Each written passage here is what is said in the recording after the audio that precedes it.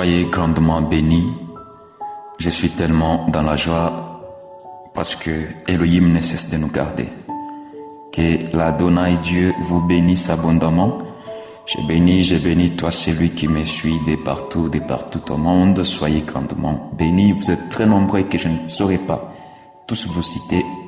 Mais je vous dis que le bon Dieu, le Dieu jaloux, qu'il vous garde et qu'il vous protège. Et je vous souhaite à tous la longévité et que la paix soit avec vous. Je vais parler sur un thème que je vais décortiquer selon la grâce du Seigneur. Je serai tellement dans la connaissance.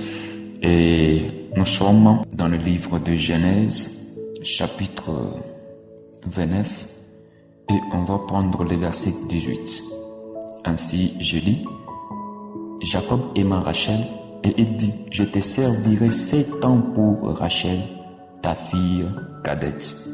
Que Elohim Dieu vous bénisse.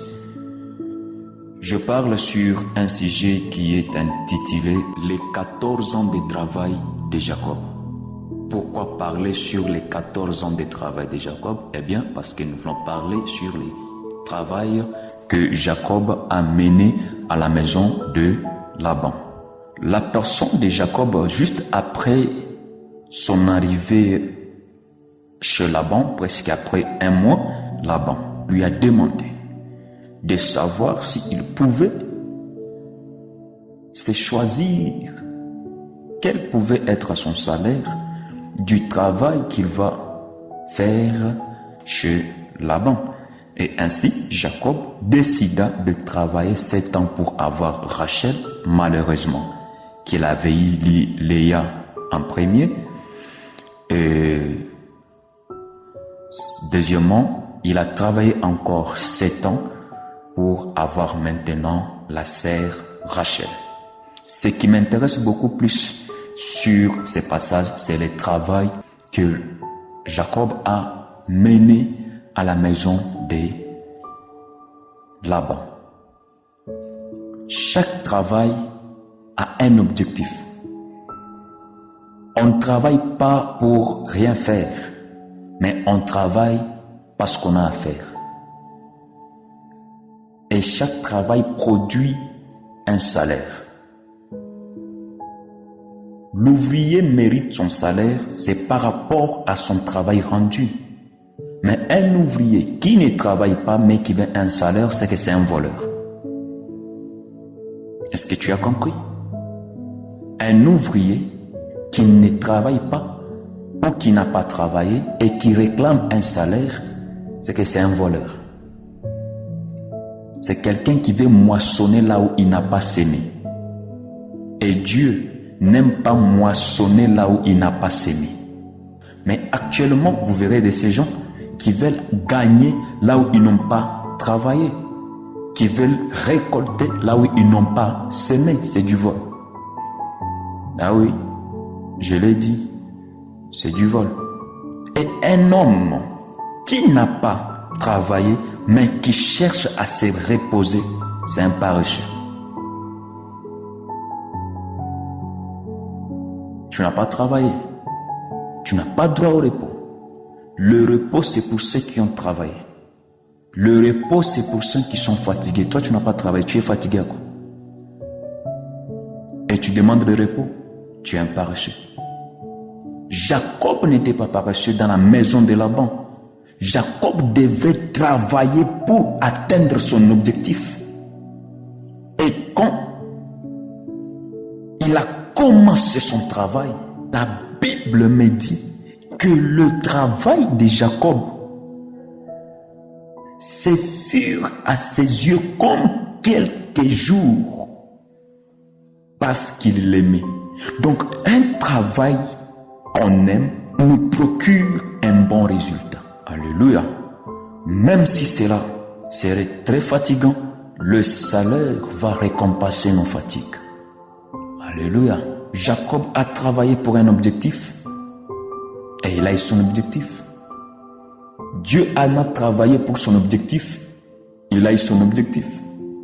Donc même Dieu n'aime pas des paresseux. Même Dieu aime les brosseurs, les gens qui travaillent. Dieu a travaillé pendant 6 jours pour se reposer le 7e jour. La plupart des gens qui n'aiment pas brosser dur pour gagner dans la vie, ce sont des chrétiens. J'ai fait ce constat et c'est véritable. C'est réel. Va aussi le vérifier. La plupart de ces gens qui ne veulent pas beaucoup travailler pour beaucoup gagner, c'est nous les chrétiens. Bien aimé, la chrétienté n'est pas une identité de paresseux. Mais la chrétienté, c'est le courage, c'est le travail, c'est la discipline. Il y a tout. Tu dois travailler. Tu dois brosser Dieu pour gagner. Dieu t'a donné toutes les potentialités pour gagner. Tu dois les exploiter, les fonctionner pour gagner. Et si tu ne travailles pas, tu ne gagneras pas. Alléluia. Oui, c'est ça, bien-aimé. Je ne crois pas qu'avec tes 2 mains, avec tes 2 pieds, avec tes 5 sens corporels qui fonctionnent en totalité, je ne crois pas que tu peux échouer dans la vie. Je ne crois pas. Je peux accepter à un homme qui n'a pas les 2 bras comme toi, qui n'a pas les 2 mains comme toi, qui n'a pas les 5 sens qui fonctionnent comme toi et qui échoue dans la vie. Mais non pas à toi qui a tous les 2 bras qui fonctionnent, tous les 2 pieds qui fonctionnent, tous les 5 sens corporels qui fonctionnent et tu viens me dire, docteur, j'ai échoué dans la vie, docteur, je vais me pendre. Je te dirai, frère, tout cap, tu es un paresseux et un faiblard. La chrétienté n'est pas l'identité des paresseux mais des travailleurs. Et Dieu est l'image de ce que nous devons être. Ah oui, Dieu créa l'homme à son image et à sa ressemblance. Et qui est Dieu? Un brosseur, un travailleur. Et toi, tu vas être un paresseux? Non? Tu n'es pas créé à l'image de Dieu alors. Tu dois aussi travailler. Alléluia. La vie demande beaucoup de courage. Le ministère demande beaucoup de courage.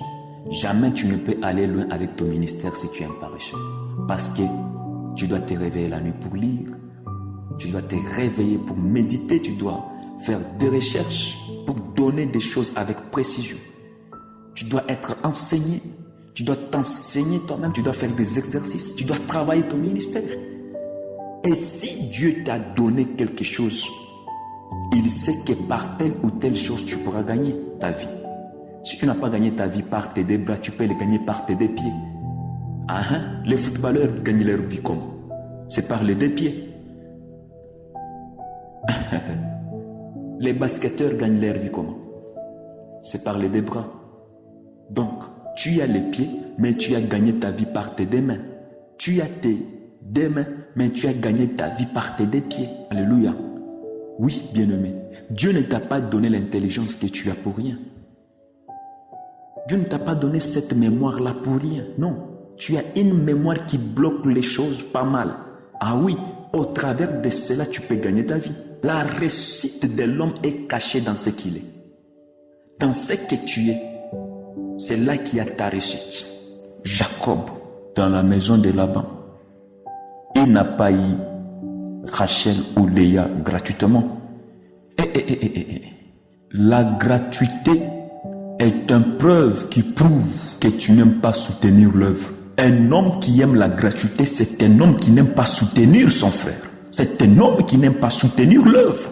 C'est un homme qui n'aime pas soutenir. Puisque comment tu peux demander à ton frère de t'offrir une chose gratuitement? Comment tu peux demander la gratuité dans une chose qui a été dépensée pour en avoir? Comment? Vous savez ce qui est gratuit dans la Bible? Lisons. Nous sommes dans Romains chapitre 6, le verset 23. Ainsi il est écrit. Car le salaire du péché, c'est la mort. Mais le don gratuit de Dieu, c'est la vie éternelle en Jésus-Christ notre Seigneur. C'est tout. C'est tout. Les dons gratuits de Dieu, c'est la vie éternelle. Donc, en dehors de la vie éternelle, il n'y a point la gratuité. Oh. Ce n'est que la vie éternelle qui t'est donnée gratuitement. Et qu'est-ce que c'est la vie éternelle? La vie dont il est question, c'est la présence de Dieu dans ta vie. C'est la vie de Dieu dans ta vie. C'est-à-dire, c'est le Saint-Esprit en toi qui te donne la vie. Et comme le Saint-Esprit est la vie de Dieu dans un homme, ce qui veut dire que tous les dons ou tous les fruits du Saint-Esprit ne peuvent pas être marchandés. Là, ça devient un péché. Donc, tu ne peux pas guérir quelqu'un par de l'argent. C'est normal que tu pries pour quelqu'un et qu'il te donne l'offrande, mais tu ne peux pas obliger à quelqu'un de donner l'argent pour prier pour lui afin qu'il soit guéri. Et d'ailleurs, ce n'est pas toi qui donnes la guérison. Toi, tu n'es qu'un instrument utilisé. Je suis contre tous ces pasteurs, tous ces bishops qui vendent de l'eau de guérison, qui vendent de l'huile de guérison, qui vendent des calendriers de guérison. Je suis contre tous ces phénomènes qui se passent. Je ne cite les noms des personnes, mais les œuvres. Je suis contre tout cela. Ça, oui, je suis contre. Et s'ils vont me poursuivre, qu'ils les fassent. Je dis la vérité. Je suis contre tous ces pasteurs qui vendent de l'huile appelée de guérison, de l'eau appelée de guérison, qui les vendent à 1000 francs, à 500, à 10 000 francs, à 100 dollars, à 1000 dollars. Je suis contre tout cela. Ce n'est pas biblique et c'est satanique, c'est diabolique. Montre-moi là où les apôtres ont guéri par de l'argent. Montre-moi là où Pierre, Jean ou Jacques ont vendu de l'eau de la guérison. La guérison est un don du Saint-Esprit. Or, le Saint-Esprit, c'est la vie de Dieu dans un homme. Et ce qui est gratuit, c'est la vie éternelle.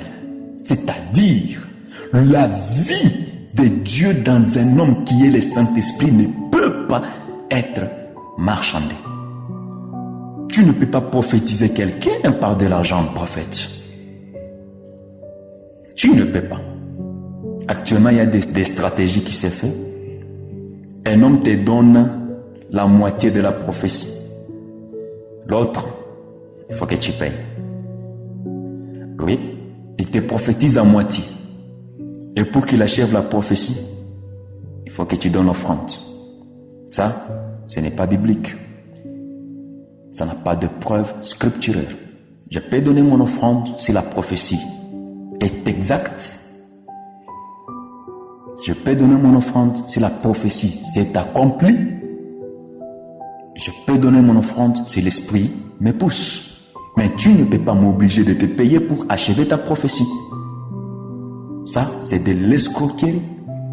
Ah oui, prophète, si tu le fais, tu dois abandonner. Tu ne peux pas délivrer quelqu'un par de l'argent. Tu peux aller quelque part et Dieu t'utilise dans les dons de la délivrance et tu ne peux pas demander de l'argent. Tel démon, mari de nuit, 10 000 francs. Femme de nuit, 5 000 francs. Démon de la famille,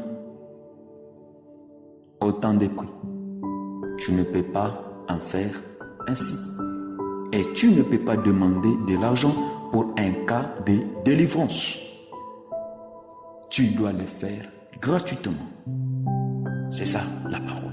C'est pourquoi la Bible dit, vous avez reçu gratuitement, donnez gratuitement. Qu'est-ce que nous avons reçu gratuitement? C'est la vie éternelle, c'est-à-dire que c'est le Saint-Esprit. Et tout ce qui est comme les résultats du Saint-Esprit ne peuvent pas être marchandés. Je ne peux pas périr par de l'argent. Je ne peux pas. Si le Seigneur me révèle que dans cette eau, Ils peuvent guérir les gens. Eh bien, je vais vous appeler de venir prendre de l'eau gratuitement et non pas vous appeler pour acheter l'eau à 1000 francs, à 200 francs, à 500 francs. Non, ça c'est du vol. Vous volez le Saint-Esprit. Ah oui, vous volez le Saint-Esprit. Vous volez. Le Saint-Esprit, lui, ne vous a pas demandé un prix pour avoir les dons du Saint-Esprit. Il vous a donné ça gratuitement. Qui est-ce qui a payé l'argent pour avoir la vie éternelle? Personne. Si ce n'est que par la grâce. Donc, en dehors de la vie éternelle, frère, il n'y a pas la gratuité. La Bible que tu détiens dans ta main, pour que tu puisses en avoir, ça n'a pas tombé du ciel comme de la manne. Mais tu es allé payer cette Bible-là. Pourquoi? Parce qu'il y a eu de l'imprimerie qui ont imprimé ça. Donc il fallait payer. Et ces imprimeries-là payent aussi des factures, des impôts. Donc il faut que tu payes quelque chose pour qu'on puisse imprimer de bons livres de bonne qualité. C'est tout à fait normal et exact. Les chaises sur lesquelles tu t'assieds dans l'église ont tombé du ciel. C'est l'archange Michael ou Gabriel qui est venu donner ça à l'église comme un don.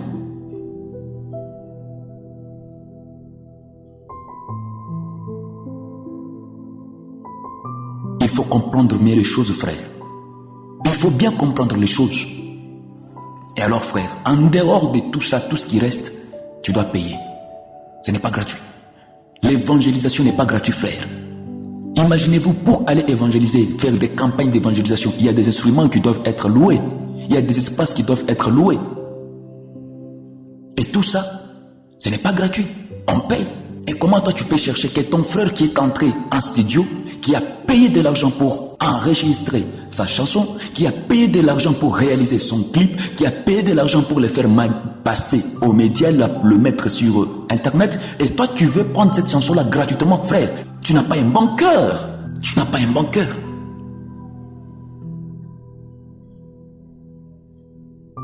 Alors, en dehors de la vie éternelle, bien-aimé, tout ce qui reste n'est pas gratuit. Imaginez-vous pour que cette émission vous soit réalisée. Vous savez combien de moyens qui est mis en place pour que cette émission vous soit diffusée? Il a fallu qu'il y ait un micro confortable pour que vous ayez un bon son. Il a fallu qu'il y ait un ordinateur adaptable et des programmes spécifiques pour tous les traitements. Il a fallu qu'il y ait une connexion pour uploader, mettre ces émissions sur YouTube. Il a fallu que je sois en bonne santé pour vous parler. Si j'ai laissé seulement ce micro vous parler, ce micro ne peut pas vous parler de lui-même. Donc il a fallu que je sois en bonne santé pour pouvoir vous parler. Donc il y a tous les moyens qui sont mis en place, qui sont connectés pour que cette émission vous soit réalisée. Et si toi tu ne veux pas être partenaire de cette émission, mais tu veux avoir nos enseignements sans contribuer, bien-aimé, oui, c'est bien, tu n'as pas le moyen. Mais quand Dieu te bénit au travers de ces serviteurs, tu dois t'en souvenir de ces serviteurs. Tu ne peux pas vouloir prendre un brochure, un livre gratuitement. Qu'on imprime pour toi un livre gratuitement, tu ne peux pas faire ça. Ces livres-là, pour qu'ils soient réalisés, il y a les moyens qui ont été disposés. Donc, ton soutien est très important. Alléluia. Vous verrez quelqu'un qui peut dépenser de l'argent pour se divertir avec ses enfants, se chamailler avec son épouse, mais pas dépenser pour l'œuvre de Dieu. Et d'ailleurs, Dieu ne te demande pas de soutenir son œuvre, non.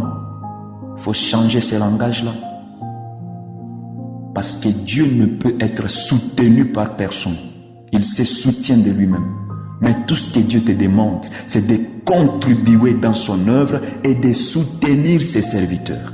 Il y a un résultat pour chaque travail. Dieu n'a pas appelé tout le monde au ministère.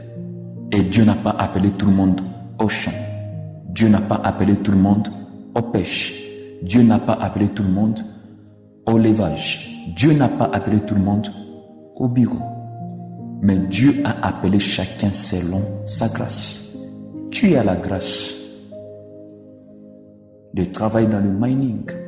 L'autre a la grâce de travailler dans l'agriculture et l'autre ainsi de suite. L'autre de travailler au ministère. Mais chacun doit savoir soutenir l'autre dans ce qu'il fait. Je te soutiens spirituellement, je t'enseigne, j'ai pris pour toi. Tu dois exactement faire aussi pour moi, c'est-à-dire me soutenir aussi matériellement, physiquement, naturellement.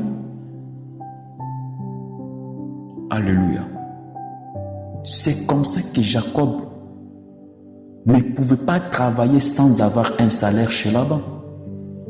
Mais il devrait être récompensé de son travail. Et le résultat de son travail, c'était Léa, Rachel, Bila, ainsi que Zilpa. Je t'appelle, bien-aimé. Tu veux être partenaire de cette émission. Viens. Soutenir cette œuvre. Cette œuvre a besoin de toi pour atteindre le monde. Dieu a besoin de passer au travers de toi pour sauver la vie d'un Chinois, la vie d'un Égyptien, la vie d'un Congolais, la vie d'un Camerounais. Il a besoin de passer par toi. Dieu a mis des moyens en toi pour que toi tu viennes soutenir cette œuvre, pour que toi tu puisses soutenir ses serviteurs ainsi que ses servantes. Si Dieu pouvait nous donner tous les moyens, non, on n'allait pas avoir besoin des autres. Imaginez-vous que Dieu t'a donné tout. Tout. Tu n'auras pas besoin de moi pour te prêcher. Tu n'auras pas besoin de moi pour t'enseigner. Et si Dieu m'a donné tout, je n'aurai pas besoin de toi pour me soutenir. Mais comme Dieu, il est omnipotent, il prend telle potentialité, il met dans telle, il prend telle capacité, il met dans l'autre, il prend telle tâche, il te donne, c'est comme ça, afin qu'il y ait la complémentarité. Que le Seigneur te bénisse abondamment. Alors viens soutenir cette œuvre. Cette œuvre a besoin de toi. Cette œuvre a besoin de ta contribution, de tes moyens financiers, afin d'avoir des bons matériaux, afin de réaliser beaucoup de choses, de communiquer l'évangile, de propager la bonne nouvelle. Nos contacts sont dans la description pour ceux qui nous suivent directement sur la chaîne YouTube. Que le Seigneur vous bénisse abondamment. C'était votre serviteur, le docteur missionnaire Setou Moukadi, l'esclave du peuple qui vous aime. Soyez bénis.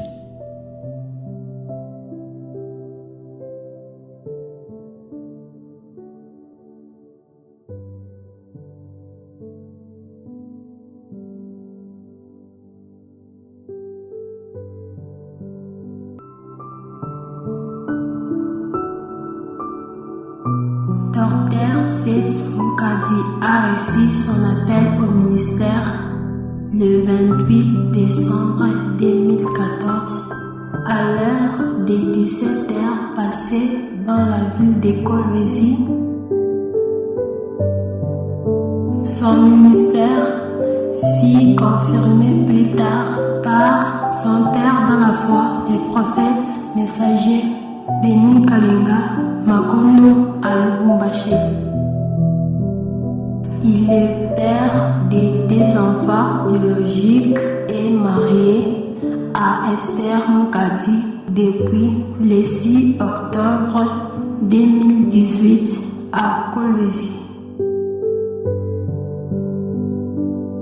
Il est compositeur de plusieurs cantiques spirituels, metteur en film chrétien et écrivain de plusieurs livres, réalisateur de plusieurs enseignements disponibles sur sa chaîne YouTube. Ayant reçu l'appel d'enseigner le corps du Christ Dr. Seth Mukadi est missionnaire mandaté par le Seigneur pour l'œuvre de son Église.